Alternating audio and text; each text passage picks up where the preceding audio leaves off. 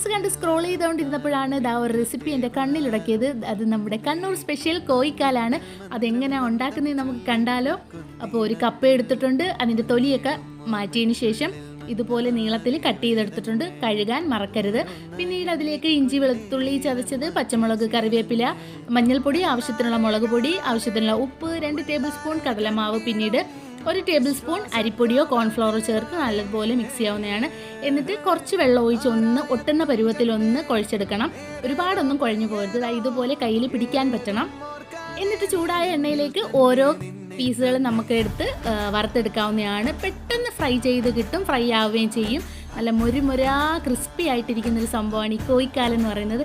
എന്തായാലും ഈ സ്നാക്സിൻ്റെ രൂപം പോലെ തന്നെയാണ് ഇതിൻ്റെ പേരും കോഴിക്കാലെന്ന് പറയുന്നത്. കോഴിക്കാലിൻ്റെ ഏകദേശം ഒരു രൂപമൊക്കെയാണ്. എന്തായാലും സംഭവം കിടിലമാണ്. എൻ്റെ മക്കളാണെങ്കിൽ കപ്പ കഴിക്കത്തില്ല. ഇതായതുകൊണ്ട് കപ്പയാണെന്ന് പോലും അറിയാതെ അവർ കഴിച്ചുകൊണ്ടേയിരുന്നു.